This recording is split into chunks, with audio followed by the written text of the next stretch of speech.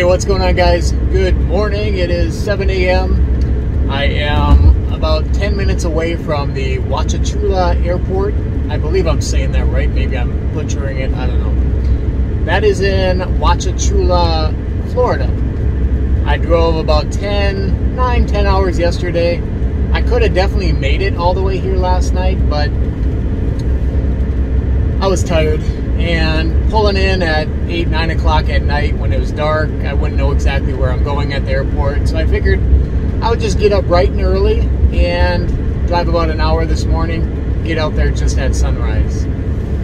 Conditions are not really sure. The app is saying that it's a little bit breezy this morning, some gusts, but as I learned in training, you got to get out on the field. Once you get out on the field, then you can determine what conditions truly are. So, I'm really excited to meet the One Up Adventures crew, and they are actually putting a class on right now, so they're going to be doing some training. I'm hoping to be able to do some flying while they're training, and then kind of hang out with them a little bit, and get to know the staff, get to know the trainees. Yeah, really excited about this trip. Just needed some time to get away for a little bit. As you see, I'm in the van, not the truck this time.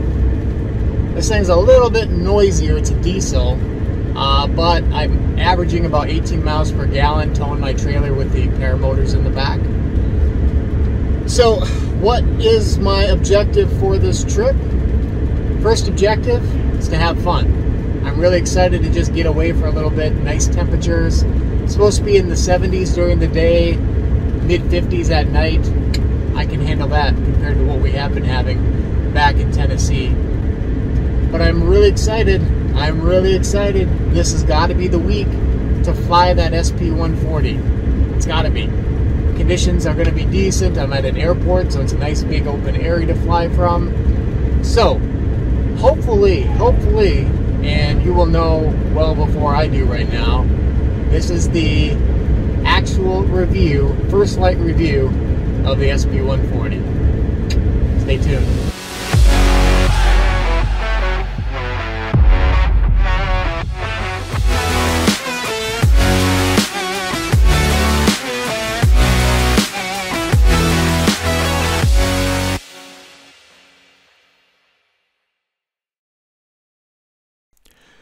So when I pulled up to the airport, I was not expecting to see so many campers. Apparently this is a spot you can pay 20 bucks a night to camp.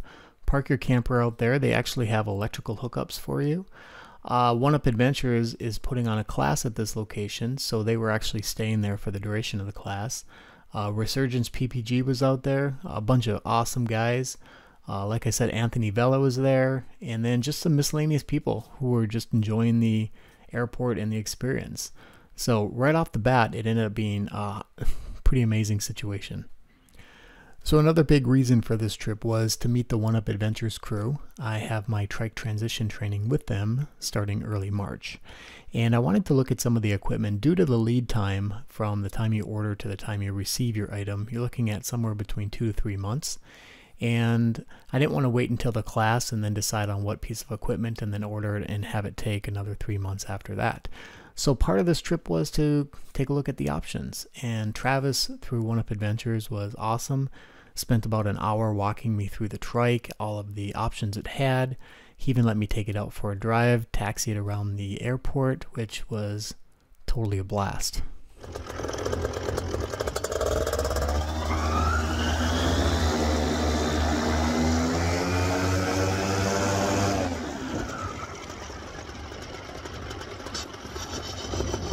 Wow, the amount of power out of this thing is quite impressive.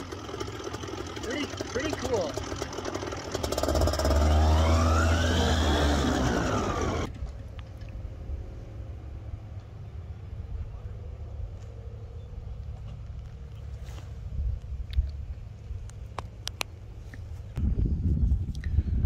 Beautiful out here. It's a little bit too windy to do some flying, looking at the windsocks back here.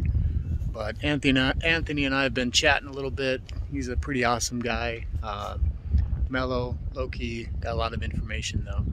So you can see over on this side, they're doing the training over there. Yeah, probably this evening it looks like we're going to have an opportunity to fly. But somebody went up a little bit ago and they said the air was pretty trashy. So I think we're going to probably pass this morning and just kind of hang out. So it is a little bit breezy out. You can probably tell that from the video, but it is gorgeous out. About 74 degrees. Nice puffy clouds in the sky. It's coming up on about 3 o'clock, so I'm really hoping we're going to be able to fly this evening. Travis from One Up Adventures said that conditions look like they should mild out just a little bit here. They've got a class going on and they're hoping to do some taxi practice this evening. So just kind of been hanging out today, getting to know some of the people with One Up Adventures. So far everybody's really awesome. Spending some time with Anthony. That guy's really chill, just a good all-around person, and he's starting his own school now down in El Paso, Texas, and I can't think of a better person to train with. So him and I hung out quite a bit, had some lunch, and yeah, just been nice to kind of just chill out a little bit. So we'll see here in about an hour and a half, see what the winds are doing, kind of make some decisions from there. So, well, I did some kiting and the kiting went okay. Still a little bit gusty, but I don't think it's going to be too much longer until we can get up in the air. I think I'm going to start out getting the moster out. I feel comfortable with that, and with the winds just a little bit shifty, I don't want to come down at a bad angle with that SP140. You know, like I said, the frame to me doesn't look super rigid, and I don't want to risk damaging something. So I want to wait until the conditions are really ideal to put that thing through the test, at least for the first flight. You know, after that I'll feel pretty good about doing what I need to do. So talked to a few people, they're eager to fly as well. Geez, as I'm doing this video, I can just feel the winds are getting less and less. So let's get up in the air here shortly and do some flying.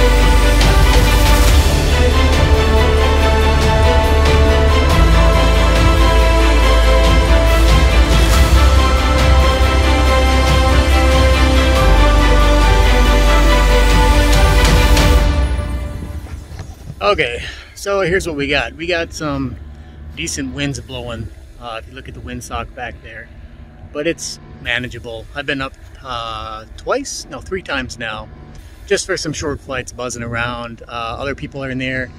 There's a trike. He's up flying now. I guess I was kind of the guinea pig. Once I launched, then everyone else said, oh, if it's good enough for Adam, I guess it's good enough for me. So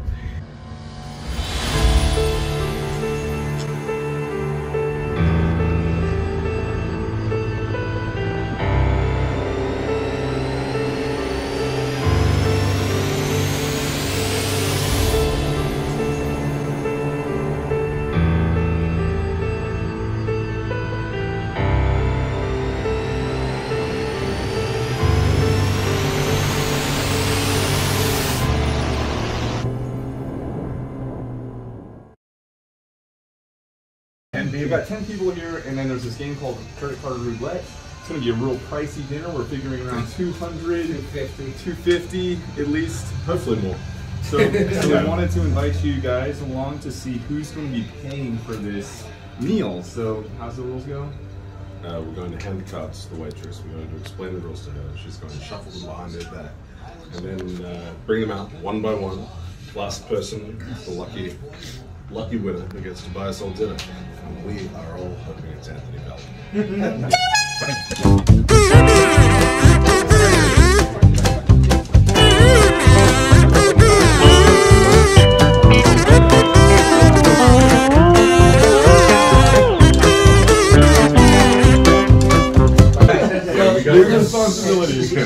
We got a little game for you.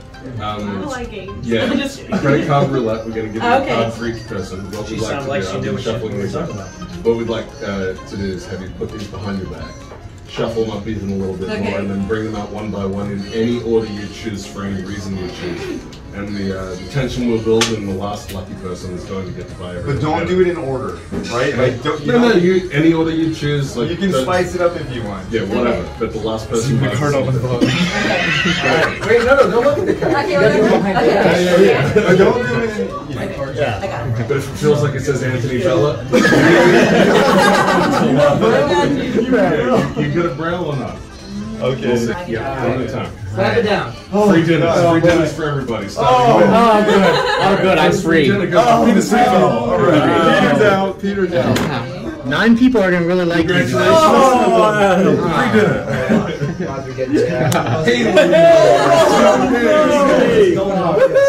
Free dinners for everybody. Yes! All right. Free dinner. Thank you. Right? All right. Free dinner. Is this Justin Fox? Oh yeah. Who's it gonna be? Who's it gonna be? That was it. This is the last one. Who's this? Yes.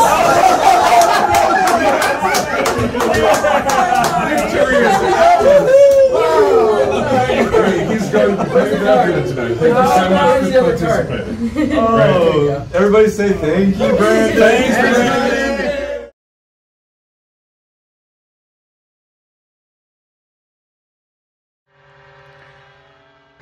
Good morning, everybody. It is bright and early. Looks like an opportunity to fly. Flags are basically doing nothing this morning. So we're gonna get up here shortly and go play around. It's probably the nicest conditions they've had here in a while, so we definitely want to take advantage of it. Got a couple guys setting up with a trike over there. I'm sure the class is getting excited because this is supposed to be their first flights. So let's take a look here.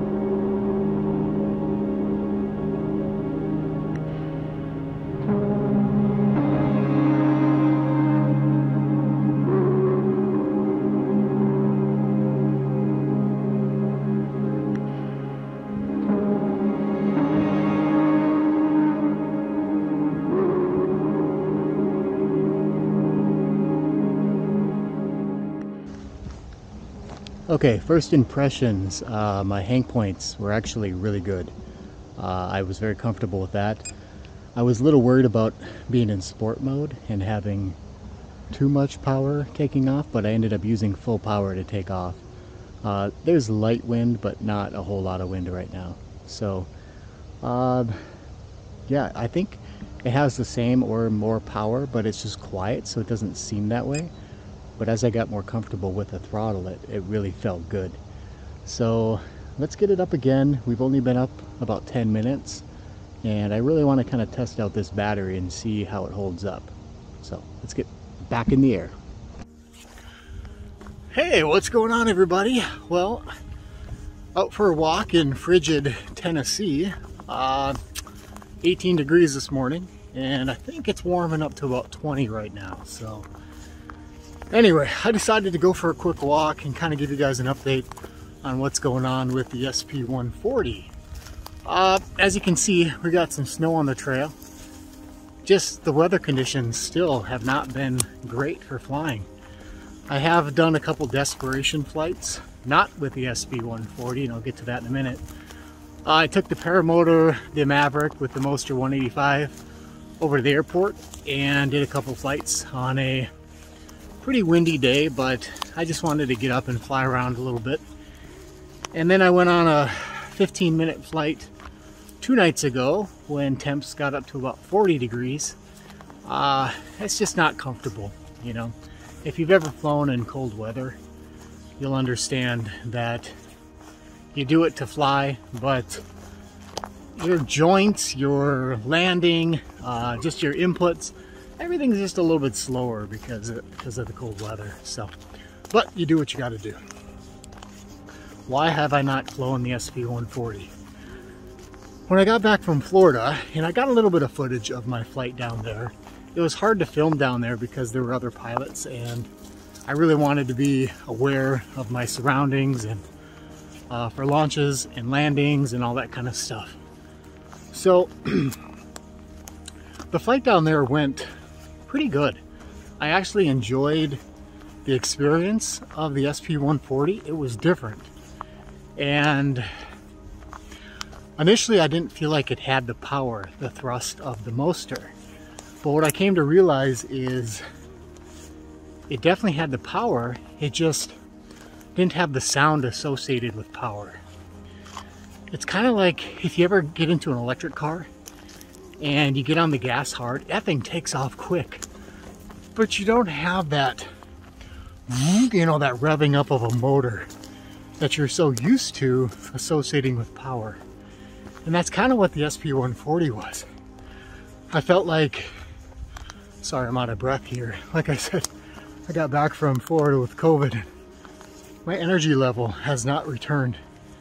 I'm probably about 85% right now.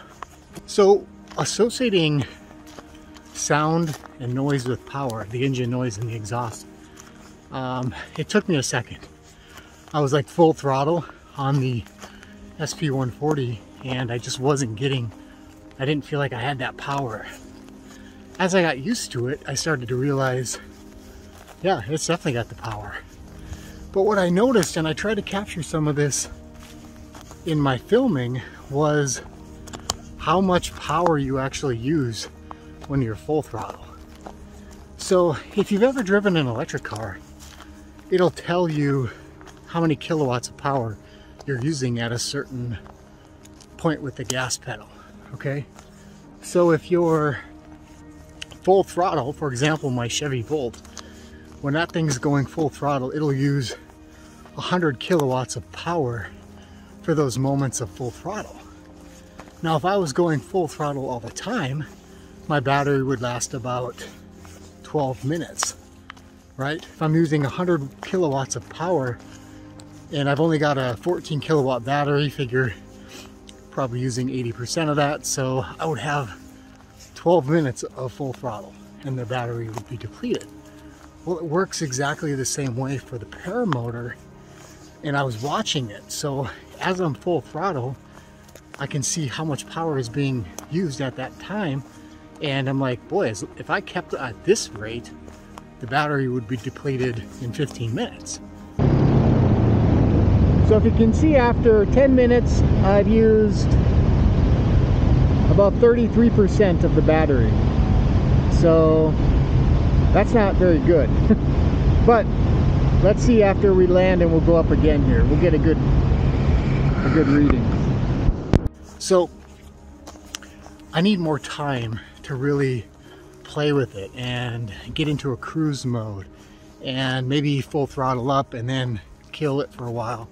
And that's where you're going to get your longer flight times, is once you start to learn how to use that energy in a more productive way.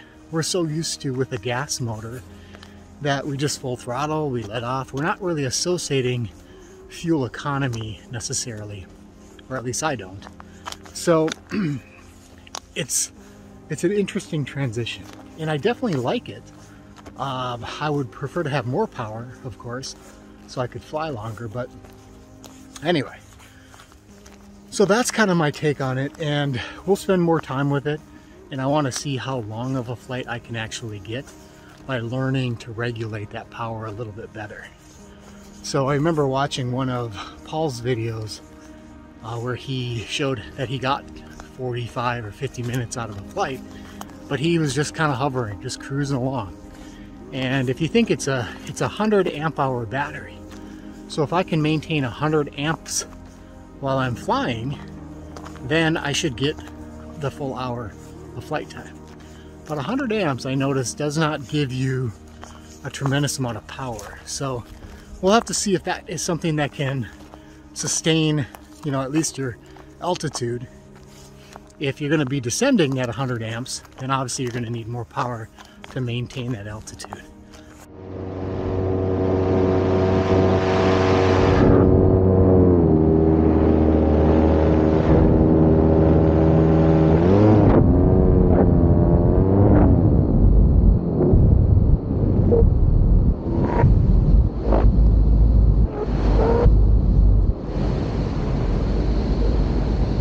So I'm guessing you can hear me pretty good up here without the motor running. So the hang points actually feel really good. That was a good choice in position. I'll have to see what it looks like from the camera, but yeah, pretty happy with that. I wish I had more information for you guys at this point. I only got the 30-minute flight. So why haven't I flown it since I've been back? Well, I went to take it out a couple days after getting back, and of course I wasn't feeling the greatest, but I thought, you know, I want to get up and fly this. I had a little window, and there was this grinding noise in the motor, and I noticed it when I was in Florida, just a very minimal. It would just kind of go grrr, and then it would power up, and I thought, well, that's just the motor turning and kind of getting going. Well, what I noticed this time is it seemed to struggle a little bit more before it started to rotate, and once it started spinning, it was fine. There wasn't any noise. So I didn't want to push that. I didn't want to turn it into something more. So I kind of messed with it a little bit, and I looked in there. I thought maybe there was something inside the motor or between the magnets or something that was causing that. I couldn't tell specifically if there was something in there. So anyway, as I tested it more and more, then I started to, it almost seemed like it was getting worse. So I unplugged it and I went to plug it back in again, and when I put the plugs together, there was some smoke and a little spark. And I'm like, okay, that's not good. So there must have been some kind of a contact issue within the motor that was, yeah, it wasn't something in the motor. It was something, some mechanical or some electrical issue. So anyway, that's where we're at. I got a hold of Paul, shared a video with him, and he was really good. Right away got back to me. He said, this seems odd. We haven't run into this problem. He said to ship just the motor itself and the throttle back so that they could take a look at it. Now I have a little bit of issue with that because it's a brand new system, and I thought, man, I just don't want to have problems, because that was the whole point of buying an electric, is to not have mechanical problems, you know? So at first I thought maybe I'll just return it. I don't want to deal with it. But Paul made a pretty good argument that this is a rare thing. We'll take care of it, and then it'll be back up and running and I can enjoy it. So I wanted to give them the opportunity to fix it, and I want to spend more time with it. I mean, I waited this long to experience the thrill of the electric. It's just a little frustrating is all. And I understand, you know, it's a new system. There's going to be little problems here and there. Hopefully this is the only one I deal with. The one thing I will say is taking the motor off and the control board was so simple. You know, I've swapped motors on the Moster 185. I've taken that off and put on a new one, and that's kind of a pain. This thing was just 4 bolts, which is the same that holds the gas motor on, but you don't have any of the other connections, and it's so light. As soon as you unscrew it, you can just pick it up with one hand. I threw it in a box and shipped it off to him. So that's where we're at right now with the SP140, and I wish I had more information for you guys, but I do plan to put this thing through a few more tests once I get it fixed, and just spend some more time with the machine itself.